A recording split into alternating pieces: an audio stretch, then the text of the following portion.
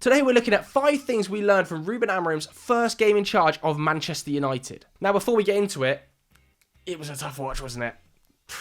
Not an awful lot of change from what we saw under Erik ten Hag, but I do think there were certain aspects of the game that were very, very interesting.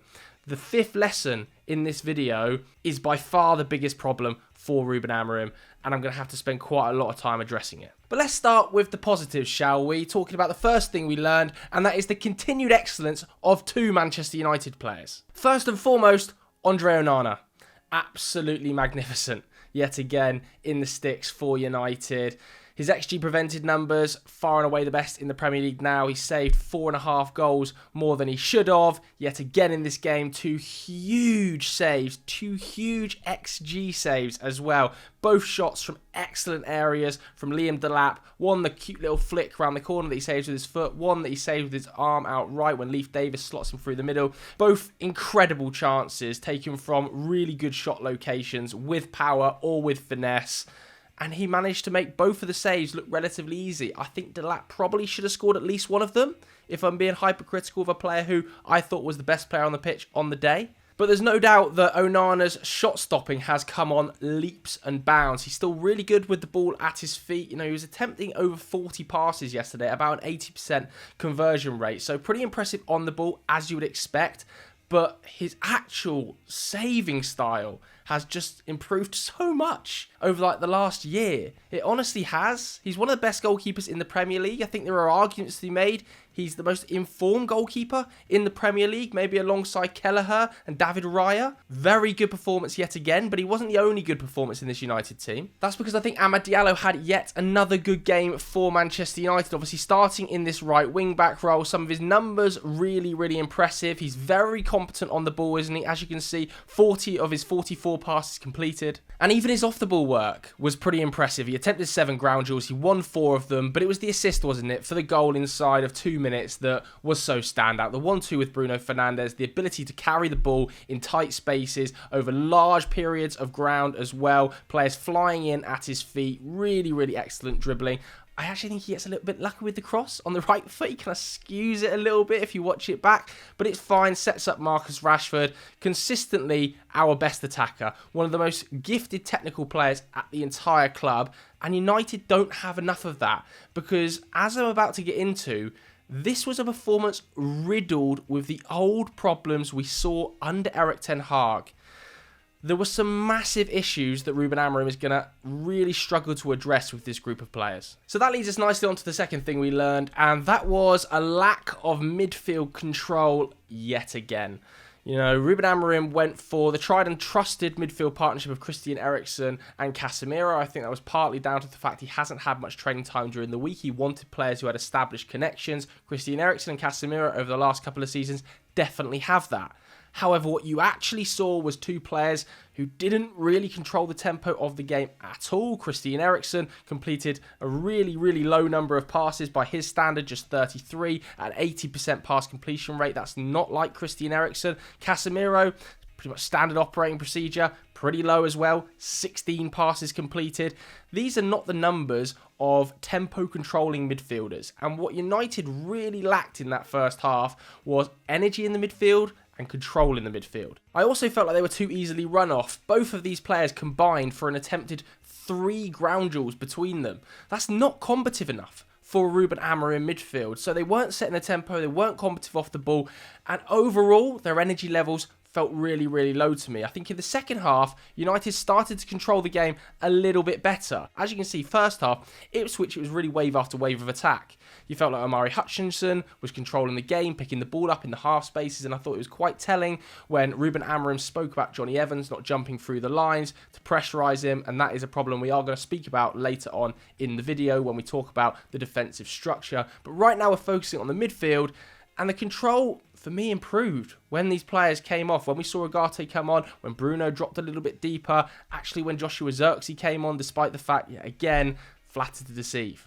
So what is the fix for this midfield control issue? Well, first and foremost, I think it is probably going to be personnel. I'm very surprised that we didn't see any minutes for Kobbie Mainoo today. Surely that is down to a fitness issue, and long term, you're definitely going to see him in there because he can control the tempo with his ability to take the ball in tight spaces.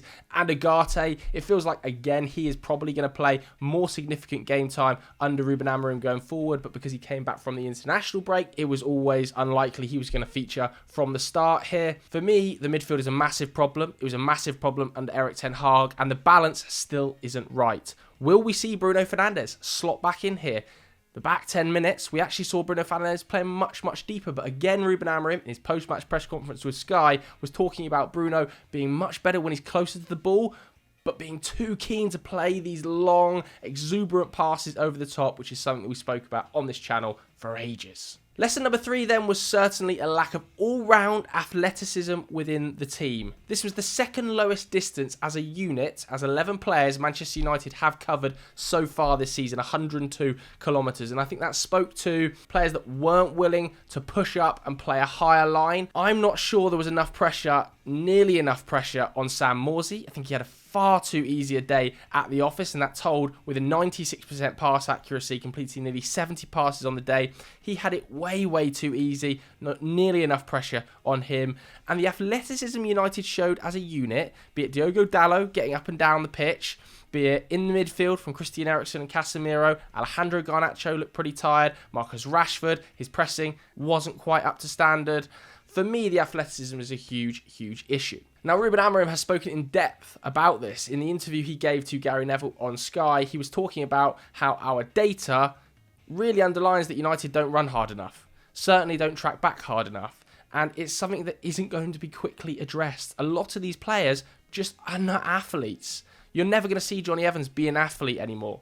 He's coming towards the back end of his career. The same with Christian Eriksen, the same with Casemiro. Certain areas can be addressed with different personnel. So, for instance, when Agate comes in, you get more legs in the midfield. When Lenny Yoro comes into the back line, you're going to get more physicality. But as a unit, United don't run enough. And that is certainly something Ruben Amorim is going to have to work hard on in training. The fourth lesson that I think we have to address here is the quality of build-up from Manchester United. Far too often we saw Andre Onana pick the ball up, distribute it to Johnny Evans, play it back to Matthias de Ligt, back to Mazraoui, back to Onana. That pattern continuously followed until Onana lumped the ball long into this channel or into this channel, and then all of the play kind of broke down from there. That can't continue. It really can't. The other build-up problem we saw too often was de Ligt play the ball into Johnny Evans, play the ball to Dalot, and then either a hopeful ball looped around the corner that never looked like it was going to work, or a sloppy ball set into a midfielder, a turnover allowed to happen, and then Ipswich through on the back line.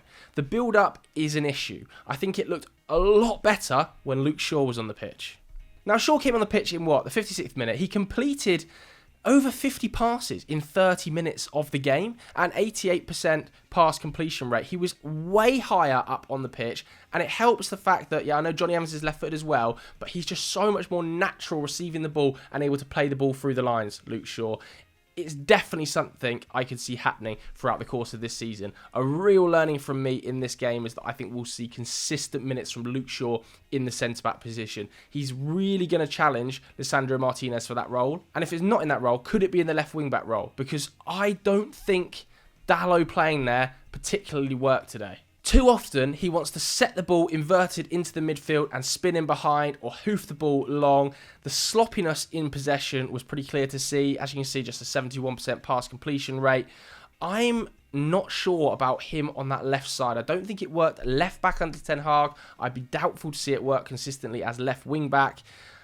Yeah, for me, this was one of the bigger problems. The build-up on the left-hand side that involved Evans and Dalot. On the right-hand side, it was a lot more comfortable. Mazraoui, 114 passes attempted at over a 90% pass completion rate. He continues to be an excellent addition to this club. Very comfortable on the ball, very combative. Amad Diallo was one of Man United's better players. Again, though, when the ball was on into Casemiro, I never felt like there was going to be a slick move.